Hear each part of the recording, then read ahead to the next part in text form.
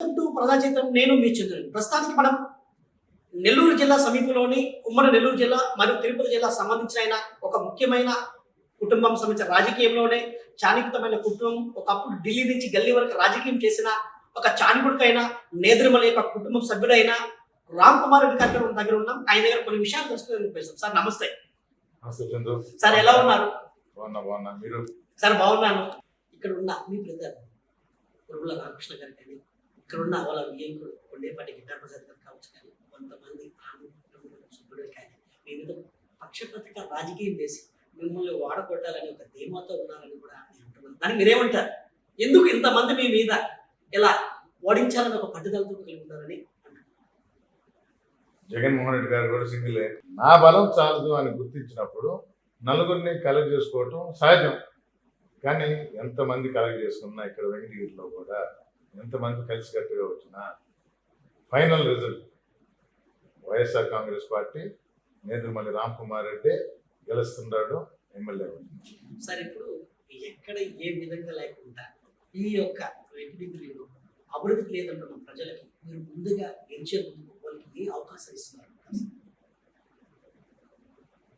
అభివృద్ధి 4 సంవత్సరాలు కుంటుపడింది అంటే ఎట్లా అంటే ఇక్కడ ఉన్న ఎమ్మెల్యే గారు ప్రతిపక్ష ఒక ముఖ్యమంత్రి మీదే ఆయన ప్రతిసారి కంప్లైంట్ జరిగింది. ఏ ఒక్క పనులు కూడా చేయడం కూడా అనేక సోషల్ మీడియా కానీ మీడియా మిత్రులు కానీ అనేకమైన వార్తలు ఇచ్చారు. వార్తలు కూడా ప్రసారం జరిగింది. కానీ వాళ్ళు నమ్మశక్తి లేని ప్రజలు ఉన్నారు, కలిగి ఉన్నారు. ఇప్పుడు మేము ఒకసారి ఓట్లేసి మోసపోయాం కదా, ఈసారి మళ్ళీ మేము ఎలా వేయగలుగుతాం? వాళ్ళకి మీరు ఏం చెప్పంటారు? ఏ హామీలు ఇస్తారంటున్నారు? ఒకటి, ప్రతిసారి నన్ను ఇంటర్వ్యూ చేసినప్పుడల్లా ఇక్కడ ఉన్న ఎమ్మెల్యే గురించి మాట్లాడి నాకు విసుగుపోతుంది. ఆనవ కుటుంబం అనేది ఒక రాజకీయ ఒక విధమైనవి. అదే విధంగా నేదురుమల్లి కుటుంబం అంటే ఒక బ్రాండ్ గా ఈ యొక్క రెడ్డి సమాజంలో ఈ 2 కుటుంబాలే బలమైన కుటుంబం ఈ నెల్లూరు జిల్లాకే. నాకు అందుకని ఈ క్వశ్చన్ అడగాల్సి వచ్చింది. నేను జవాబు చెప్పడానికి వెనకాడుతున్నా. ఎక్కువ సమయం ఆయన మీద మాట్లాడటం నాకు ఇష్టం లేదు. ఎందుకంటే చేయాల్సిన పనులు నేను చెప్పున్నాను, చేసి చూపించున్నాను. మంత్రి పదవి రాలేదని అక్కస్తో ప్రభుత్వం మీద 2 నెలలనిచ్చే మొదలుపెట్టాడు. లెటర్లు రాసి సాధించాల్సిన బాధ్యత ఇందాక చెప్పినట్టు ఎమ్మెల్యేగా నువ్వు అది చేయలేకపోతే నీ నియోజకవర్గానికి నిన్ను నమ్ముకొని ప్రజలు ఓటేసి వారికి నువ్వు ఆ న్యాయం చేయలేకపోతే నువ్వు ఆ ఎమ్మెల్యే పదవికి అనర్హుడు. నేను లెటర్ రాశాను, నా ఓటు ఎవరు వినలేదు అని 3వ నెల 4వ నెలలో చెప్తే నువ్వు దేనికి పనికిరానివాడనే లెక్క. నీ సొంతంగా నువ్వు చెప్తున్నావు నేను లెటర్ రాశాను, అది జరగలేదు అని. ఆల్తూర్పాడు ప్రాజెక్టు జరగాల్సింది ఆటంకం కల్పించింది ఎవరు? నేను ఇంకో మాట చెప్తున్నా. 4 సంవత్సరాలు ప్రతిపక్ష నేత వెంకటగిరి నియోజకవర్గంలో 10 సంవత్సరాలు ఎమ్మెల్యేగా చేసిన ఆయన 19 నుంచి ఇప్పటి వరకు ప్రతిపక్ష నేతగా ఉన్నాడు కురుగుండ రామకృష్ణ గారు. 4 సంవత్సరాలు వైఎస్ఆర్ కాంగ్రెస్ పార్టీ ఎమ్మెల్యే మీద ఒక అభివృద్ధి జరగలేదు. ఒక్క మాట అన్నా ప్రెస్ స్టేట్మెంట్ కానీ మీడియా మిత్రుల ముందుకు వచ్చి కానీ ఒక ధర్నా కానీ ఏదైనా చేశాడా? మీరు చూశారు కదా రాజకీయం ఎన్నో దగ్గరలో. ఎక్కడైనా ఒక్క మాట అన్నాడా? మరి దానికి అర్థం మీకు చాలా స్పష్టంగా అర్థం అవుతుంది కదా. నేను ఈరోజు ప్రశ్నించేది అదే. అలాంటి కురుగుండ రామకృష్ణ గారు ఈరోజు తెలుగుదేశం అభ్యర్థిగా వచ్చి నేను వెంకటగిరిని అభివృద్ధి చేస్తానంటే ఈ ప్రజలు ఎలా నమ్ముతారు? అభివృద్ధి జరగనప్పుడు ప్రశ్నించని రామకృష్ణ గారు ఈరోజు నేను వచ్చి చేస్తానంటే ఈ ప్రజలు, వెంకటగిరి నియోజకవర్గ ప్రజలు ఎలా నమ్ముతారు? వీళ్ళిద్దరూ కుమ్మక్క అయ్యారు. ఆ రోజు నుంచే తెలుగుదేశంలో ఉన్నారు కాబట్టే ఉండి ఆటంకం కల్పించారు. ఇది నేను చెప్పేది. సార్ ఇప్పుడు వెంకటగిరికి మీరు ఎలాంటి అభివృద్ధి చూపిస్తున్నారు? గతంలో ఆగిపోయిన అభివృద్ధి కార్యక్రమాలని మళ్ళా మొదలుపెట్టి అందుకన్నా మెరుగుపరిచి అభివృద్ధి చేస్తారంటారా? ప్రజలకు ఏ ధీమా మీరు కల్పిస్తారు? ఇప్పుడు మీకు చెప్పాలంటే చాలా ఉంది. 6 మండలాల్లో మా టౌన్లో ఎన్నో కార్యక్రమాలు అభివృద్ధి చేయడానికి. కానీ నేను ఇన్ఛార్జ్ అయిన తర్వాత 1 సంవత్సరంలో కొనసాగింపుగా ఏం చేశానో 4 విషయాలు చెప్తా, మిగతాది ప్రజలకు మీకే వదిలేస్తా. Indian institute of handloom technology భారతదేశంలోనే 6వ సంస్థగా వెంకటగిరి తీసుకురావడం జరిగింది. ఆంధ్ర రాష్ట్రంలో పోటీ పడ్డారు. జనార్దన్ రెడ్డి అప్పుడే వెంకటగిరి తీసుకుని వచ్చాడు. రాజలక్ష్మ మంత్రి అయిన తర్వాత దాని సీట్ కెపాసిటీ అంటే స్టూడెంట్స్ స్ట్రెంగ్త్ని 50% పెంచారు. అది అయిన తర్వాత తెలుగుదేశం వచ్చింది. ఈరోజు స్టూడెంట్స్ రావటం వల్ల స్టాఫ్ లేదు.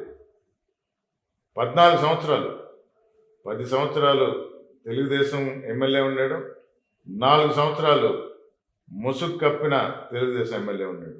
14 సంవత్సరాలు అభివృద్ధి అనేది లేదు. 1 సంవత్సరంలో నా సొంత డబ్బులు పెట్టి 45 లక్షల ఖర్చుతో మొత్తం రిపేర్లు చేయించిన. లెటర్లు రాసి స్టాఫ్ రిక్రూట్మెంట్ కింద 6 మందిని టెంపరీ బేస్ అవుట్సోర్స్ బేస్ మీద తీసుకోవడం జరిగింది. పర్మనెంట్ బేస్ మీద కూడా అది ఢిల్లీ లేబర్ మినిస్ట్రీ కింద వస్తుంది, టెక్స్టైల్ మినిస్ట్రీ కింద వస్తుంది. దాని కింద పెట్టడం జరిగింది. అది కూడా త్వరలో జరుగుతుంది. ఇది ఒక విషయంలో. పోలేరమ్మ జాతర మాకు చాలా సెంటిమెంట్తో కూడింది వెంకటగిరి ప్రజలకు. 15-20 సంవత్సరాలు అంటే జనార్దన్ రెడ్డి గారు ఒక మూలబడి ఉన్న దానిని రాజాగారి అనుమతితో దేవాదాయ శాఖకి ఇచ్చి ఒక గుర్తింపు తెచ్చారు. అయినా కూడా ప్రజలకు కనబడకుండా ఉన్నదాన్ని రాజలక్ష్మి గారు దానికి ఒక గుడి కట్టి ఒక ముఖద్వారం కట్టి దారి చూపించారు. తర్వాత ఏం జరగలేదు. మేము లెటర్లు రాసాము, దీన్ని రాష్ట్ర గుర్తింపుగా రాష్ట్ర పండుగ చేయాలని, ఆ గుర్తింపు ఇవ్వాలని లెటర్లు రాసామని రామకృష్ణ గారు అన్నారు, రామనారాయణ గారు అన్నారు. 14 సంవత్సరాలు ఎన్ని లెటర్లు రాశారో నాకు తెలియదు. కానీ నాకు ఇన్ఛార్జ్ ఇచ్చిన 1 సంవత్సరంలో ముఖ్యమంత్రి గారిని ఒప్పించి రాష్ట్ర పండుగగా గుర్తింపు తెచ్చి జీవో వచ్చి ఆ పండుగను కూడా జరపడం జరిగింది. 5 రోజుల ప్రజల పండుగ జరిగింది. మునిపెన్నడు జరగని విధంగా ప్రతి ఒక్కరికి మంచి దర్శనం. అందుకే అంట అమ్మవారి ఆశీస్సులు వెంకటగిరి ప్రజలందరి మీద ఉంటుంది. ఆంధ్ర రాష్ట్రం అన్నిటికీ అమ్మవారి ఆశీస్సులు ఉంటాయి. ఇది రెండోది. ఆల్తూర్పాడు ప్రాజెక్ట్ గురించి చెప్పిన. తెలుగుదేశం హయాంలో స్టార్ట్ చేసాము అన్నారు. అభివృద్ధి ఆటంకం కలిగించింది ఎవరు? రామనారాయణ నేనంట. ఒక్క మాట అన్నా అడిగాడని నేను అడిగిన ఇందాక. రామకృష్ణ గారు మా హయాంలో మొదలైన ప్రాజెక్టు ఆగినప్పుడు పల్లెత్తి మాట అన్నారు. ఎందుకు అనలేదు? కాంట్రాక్టరు 15-20 కోట్లు ఖర్చు పెట్టి మొత్తం ఆపిచ్చేస్తారు. గవర్నమెంట్తో మాట్లాడి కాంట్రాక్టర్తో మాట్లాడి సర్దుబాటు చేసి, ఎందుకంటే అది క్యాన్సిల్ చేయాల్సి వచ్చింది. లేని ఇష్యూస్ రేజ్ అయినాయి. చెరువుల్లో మట్టి గవర్నమెంట్ ఇరిగేషన్ డిపార్ట్మెంట్ నుంచి మట్టి కూడా తీసుకోకూడదు అనే నిబంధన పెట్టాడు. అవన్నీ సరిచేసి పేపర్ వర్క్ అంతా పూర్తి చేసి కొత్త ఎస్ఎస్ఆర్ల ప్రకారం 450 కోట్లు పెరిగిన ప్రాజెక్ట్ ఖర్చు జగన్మోహన్ రెడ్డి గారిని ఒప్పించి దాన్ని గోహెడ్ అనే దాన్ని తీసుకుని వచ్చి ఈ పేపర్ వర్క్ అయింది. ఆ ప్రాజెక్ట్ కూడా టేక్ ఆఫ్ అవుద్ది. 2 సంవత్సరాల్లో పూర్తి చేస్తాం. ఇది కొనసాగింపుగా జరిగింది. ఈ 1 సంవత్సరంలో నేను చేసింది. ఈ పదవి లేకుండానే ఈ 1 సంవత్సరంలో ఇలా చేసుకుంటా పోయినప్పుడు ఇంక ఎన్ని చేస్తుంది? ఇదే అభివృద్ధి. 20 లక్షలు ప్రతి నియోజకవర్గంలో ఒక్కొక్క సచివాలయానికి గవర్నమెంట్ ఇచ్చేది 20 లక్షలు అయితే అభివృద్ధికి ఆటంకం కలిగింది అని జగన్మోహన్ రెడ్డి గారిని, మా ముఖ్యమంత్రి గారిని విన్నవించుకోగా దాన్ని 50 లక్షలు చేశారు. మీరు మాట్లాడి 50 లక్షలు చేయడం జరిగింది సార్. ఏమంటారు? ఇప్పుడు ఒక సచివాలయానికి 20 లక్షలు మాత్రమే రావడం జరిగింది. మీరు మాట్లాడి 50 లక్షలుగా చేయడం జరిగింది. అవును, తప్పకుండా ముఖ్యమంత్రి గారు వెంకటగిరి నియోజకవర్గం ఈ నేతను నేస్తం కార్యక్రమం భాగంలో వెంకటగిరి టౌన్కి వచ్చినప్పుడు ఆ రోజు వారికి విన్నవించుకోవడం జరిగింది. వారు వెంటనే స్పందించి 20 లక్షలు 50 లక్షలు చేశారు. దానిలో భాగంగా 53 కోట్ల రూపాయలు వెంకటగిరి నియోజకవర్గాన్ని తీసుకొచ్చారు.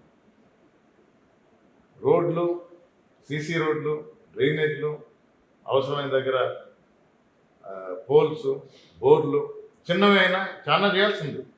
కానీ దాంట్లో 45 కోట్ల వరకు ఖర్చు పెట్టి ఆల్రెడీ డిఫరెన్స్ కనబడుతుంది ఊర్లలో. ఇది ఒక సంవత్సరంలో జరిగింది. మరి ఇంతకన్నా ఇంకా అభివృద్ధి అంటే ఇంక ఎంత చేస్తాను, రేపు ఎంత చేయాలనే ఉత్సాహం ఉంది నాలో అనేది గుర్తించాలి. సార్, ఇప్పుడు జగన్మోహన్ రెడ్డి గారు ప్రతి ఒక్క బహిరంగ సభలో కూడా 175 నియోజకవర్గాలకి 175 సీట్లు కాంజెంటమైన మెజారిటీ గెలుస్తుంది. సాధ్యమంటారు సార్? సాధ్యం కావచ్చా? అక్కడ బీజేపీ మద్దతు ఇచ్చింది, జనసేన మద్దతు ఇచ్చింది, అదేవిధంగా తెలుగుదేశం పార్టీ మద్దతు ఇచ్చి ఒక్కసారిగా వాళ్ళ రావడం జరుగుతుంది. అదేవిధంగా తోడబుట్టిన చెల్లెలు కూడా కాంగ్రెస్ ప్రభుత్వంలో చేరి ఆయన మాటలకు తోటలుగా మాట్లాడడం జరుగుతుంది. ఇది సాధ్యమే అంటారు? 100%. ఎట్లా సాధ్యం అంటారు? మీరు అడిగిన చాలా ప్రశ్నలు అడిగారు. ఒకటి, 175కి 175 ఎలా సాధ్యం అంటే జగన్మోహన్ రెడ్డి గారు మంత్రి పదవి కూడా చేయనప్పుడు 2014లో రుణమాఫీ అని వివిధ హామీలు ఇచ్చిన చంద్రబాబుని ముఖ్యమంత్రి చేశారు ఈ ఆంధ్ర రాష్ట్ర ప్రజలు. 2019 వచ్చేటప్పటికి ఇచ్చిన హామీలు నెరవేర్చలేదు అనే అంశం మీద జగన్మోహన్ రెడ్డి కొత్త రకంగా 4 పేజీల మేనిఫెస్టో అని చెప్పి ఈ హామీలు ఇచ్చాడు అని ఆయన ముఖ్యమంత్రి పీఠం మీద కూర్చోబెట్టారు ప్రజలు. మీరు ఒకటి అర్థం చేసుకోవాలి, డెమోక్రసీలో the voter is the final decider. కానీ ఇంకోటి గుర్తుపెట్టుకోండి, అనుభవం లేని జగన్మోహన్ రెడ్డికి 151 సీట్లు ఇచ్చి ఆయన చెప్పిన మాటల మీద, ఇచ్చిన హామీల మీద 151 సీట్లు ఇచ్చి ముఖ్యమంత్రిని చేశారు. హామీలన్నీ నెరవేర్చారు, ఇచ్చిన మాట మీద నిలబడ్డాడు. 5 సంవత్సరాలు ప్రజలు చూశారు. మీరు 14-19కి చంద్రబాబు నాయుడుకి, 19-24కి జగన్మోహన్ రెడ్డికి తేడా ఇదే.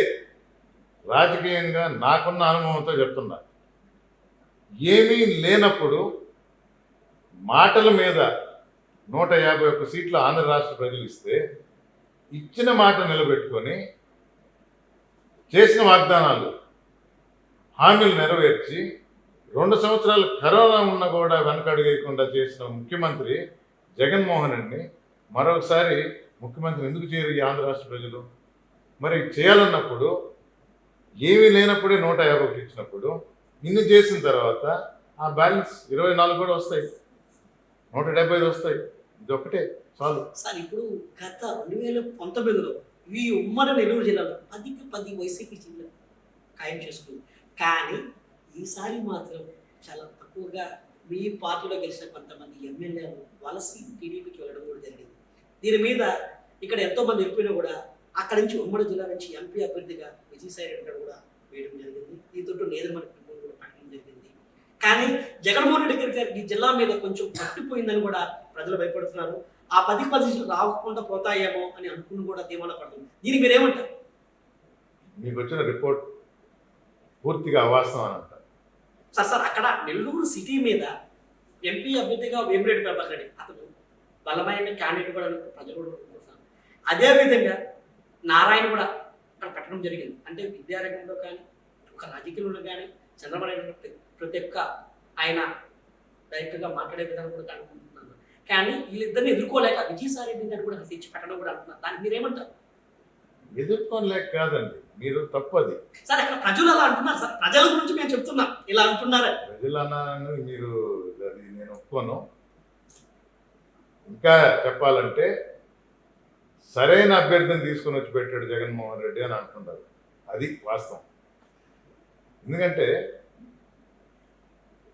ఇప్పుడు నారాయణ గారి మీద ఖలీల్ గారు నిలబడి ఉన్నారు. సరైన అభ్యర్థి కాదా? ఆయన సాధారణమైన మనిషి, ఆయనకి ధనబలం కూడా తక్కువ కూడా ఉన్నదని నా యొక్క రిపోర్ట్ ప్రకారంగా ఆయన ఒక ఓన్లీ ఒక డిప్యూటీ మేయర్గా పనిచేయడం జరిగింది, ఒక కౌన్సిలర్గా ఎదగడం జరిగింది. అందుకని ఆయనకి ఏమింది ఒక ముస్లిం మైనారిటీ ఒక అదొకటే బలం అని కూడా అంటున్నాను. 19 ఎలక్షన్లో నేను బాపట్ల ఇన్ఛార్జిగా ఉన్నా, ముందర అబ్జర్వర్గా ఉన్నా, తర్వాత ఇన్ఛార్జిగా ఉన్నా. నందిగం సురేష్ గారిని మా జగన్మోహన్ రెడ్డి గారు ఎంపీ అభ్యర్థిగా పెట్టారు. బాపట్ల నియోజకవర్గ వాసి కాదు, ఇప్పుడు మీరు అన్నట్టు కౌన్సిలర్ కాదు, డిప్యూటీ మేయర్ అసలే కాదు, ఎంపీగా గెలిచాడు. నేను పనిచేసినాను. మరి ఆయన అక్కడ గెలవంగా ఖలీల్ గారు ఎందుకు గెలవాలనుకుంటున్నారు? ఖలీల్ గారు గెట్టారు.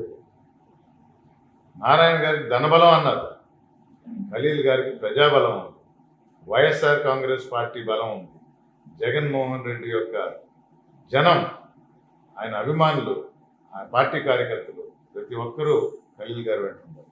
అది చాలు, ఆయన చాలు.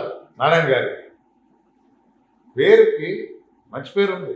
వేమిరెడ్డి ప్రభాకర్ రెడ్డి నా మిత్రుడు కూడా ఏ కారణాలతో పార్టీ మారినప్పుడు ఒక దీటైన వ్యక్తి ఉంటే బాగుంటుందని ఎక్కడి నుంచో ఇంపోర్ట్ చేయాల. నెల్లూరు వాసే, విజయసాయి రెడ్డి గారు నెల్లూరు వాసి, ఆయన తీసుకొని వచ్చి పెట్టడం జరిగింది. ఆయన చిరకాల వాంచో కోరికో లేదా ఇంత మంచి అవకాశం నా నెల్లూరు ప్రజలకు సేవ చేసే భాగ్యం కలిగించారని ఆయన కూడా చాలా సంతోషంగా ఉంటారు.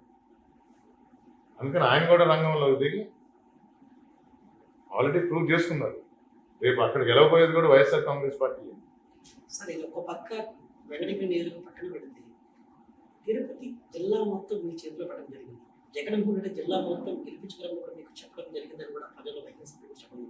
దీనికి ఏమంటే ఒక పక్క మీకు వెంకటగిరిలో ఎలా ఒక యుద్ధం జరుగుతుంది, ఈ జిల్లా అంతా ఒక యుద్ధం చేసే విధంగా ఉంది. మీరు గెలిపించుకొస్తారు అన్ని నియోజకవర్గాలు 100% 7 నియోజకవర్గాలు తిరుపతి జిల్లాలో వైఎస్ఆర్ కాంగ్రెస్ పార్టీ అభ్యర్థులు గెలుస్తున్నారు. దీనిలో మీకు తెలియంది కాదు, కానీ మొదటి నుంచి గూడూరు డివిజన్ అంటే గూడూరు నియోజకవర్గం, సూలూరుపేట నియోజకవర్గం, వెంకటగిరి నియోజకవర్గం, ఈ 3 గూడూరు డివిజన్ అంటారు. వీటి మీద నేదురుమల్లికి మంచి గట్టి పట్టు ఉంది. జనార్దన్ రెడ్డి గారు ఒక ఈ 3 నియోజకవర్గాలే కాదు, ఒక జిల్లా కాదు, రాష్ట్రం అంతా మంచి పేరు ఉంది. ఇది హోమ్ బేస్గా మేము భావిస్తాం. ఇక్కడ ప్రజలతో అలాంటి సత్సంబంధాలు మాకు ఉన్నాయి. ఎప్పుడైనా ఎవరైనా ఇంటికి వచ్చి నేరుగా వచ్చి మాతో మాట్లాడే అవకాశం, వారికి ఆ స్వేచ్ఛ ఉంది. దీనికి అదనంగా ఒక 4 నియోజకవర్గాలు యాడ్ అయ్యాయి. కాళహస్తి, సత్యవేడు, తిరుపతి, చంద్రగిరి. చంద్రగిరిలో చెవిరెడ్డి గారు స్వతహాగా మొత్తం ఆయన చూసుకోగలరు. ఏదైనా ఇష్యూస్ ఉంటే తప్ప బయట వాళ్ళ అవసరం కూడా లేదు. అలాగే తిరుపతిలో కరుణాకర్ రెడ్డి గారు, కాళహస్తిలో వేపు మధుసూదన్ రెడ్డి గారు ఎన్నో సంవత్సరాలుగా ఉండి ఎన్నో మంచి పనులు, సేవా కార్యక్రమాలే కాదు, టౌన్ కూడా రూపురేఖలే మార్చారు. కొద్దో గొప్ప చెప్పాలంటే సత్యవేడులో కొంచెం డిస్టర్బెన్స్ ఉంది.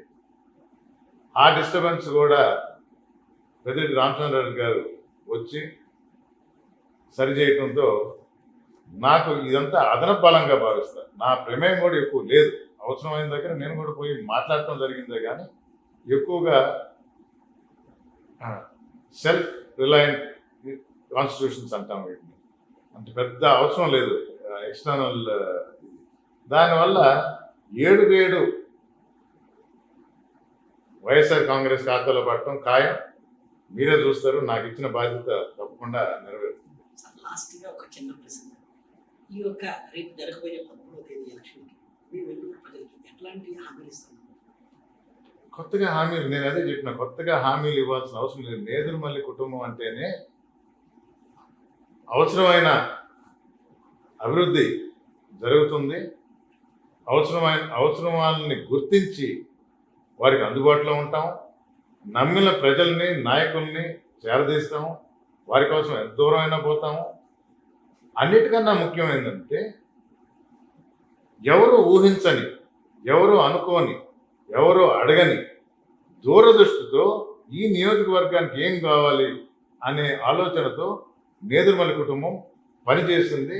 దానికి తార్కాణమే ఈ సమ్మర్ స్టోరేజ్ ట్యాంక్ కానీ, బెటాలియన్ కానీ, నిమ్మచిని కానీ, ఈ ఎడ్యుకేషనల్ ఇన్స్టిట్యూషన్స్ కానీ, ఇవన్నీ ఫ్యూచర్ డెవలప్మెంట్ కోసం ఫ్యూచర్ని ఊహించుకొని ఆ విధంగా డెవలప్మెంట్ ఏ పక్క ఉంటుంది, ఎలా ఉంటుంది అని దాంతో చేసిన కార్యక్రమాల్లో ఇవన్నీ ఒక భాగం. స్కూల్ లెవెల్ వరకు నేను బియాండ్ బౌండ్ స్కూల్ లెవెల్ వరకు బెస్ట్ ఆఫ్ ఇన్స్టిట్యూషన్స్ ఆ రోజుల్లోనే జనార్దన్ రెడ్డి గారు మొత్తం తీసుకొచ్చి పెట్టారు ఇంగ్లీష్లో. ఆ విధంగా ఆలోచించే మనస్తత్వం నేదురుమల్లికి ఉంది. దానికి ఇందాక చెప్పనివి కాకుండా కొత్తగా ఒక విషయం చెప్పాలంటే, ఈ ఇన్స్టిట్యూషన్స్ పక్కన ఫారెస్ట్ ల్యాండ్ ఉంది. ఆ ఫారెస్ట్ ల్యాండ్ డెవలప్మెంట్కి పనికొస్తుందని డిపార్ట్మెంట్ని, మంత్రి గారిని అడిగితే ఈ రోజుల్లో అది ఇవ్వడానికి కుదరదు, రూల్స్ ఒప్పుకోవు అన్నప్పుడు దాన్ని ఒక పార్క్గా చేద్దాము అంటే, నేను వేరే దగ్గర కూడా చూసిన, అది ఎందుకు చేయకూడదు అంటే అదైతే చేయొచ్చు అని ముందుకు వచ్చారు. నగరవనంగా 110 ఎకరాల్లో క్రియేట్ చేస్తుంది. ఇప్పుడే మొదలైంది. అది ఒక షేప్కి రావడానికి ఒక 2-3 సంవత్సరాలు పట్టవచ్చు. కానీ 30-40 సంవత్సరాలు ముందు తరాలు కూడా దాన్ని ఉపయోగపెట్టుకుంటారు. దాని విలువ అప్పుడు తెలిసి వస్తుంది. ఇది నేదురుమల్లి దూర దృష్టి. చూసే కదండి మనం ఇప్పుడు నేదురుమల్లి రామకుమార్ రెడ్డి గారు రేపు జరగబోయే ఓటర్లకి వ్యక్తిగత ప్రజలకి అభివృద్ధి కార్యక్రమం చేసి పెట్టి నేను మెకానికమైన మెజార్టీ గెలిచి నూతనంగా అసెంబ్లీకి ఎక్కుతానని చెప్పారు. ఈ కొత్తగా నెక్స్ట్ స్టెప్లో కొత్తగా నూతనంగా ఉన్న అధికారులతో చేసేది నేను మీ చంద్రుని ప్రజాపక్షమే ప్రజలు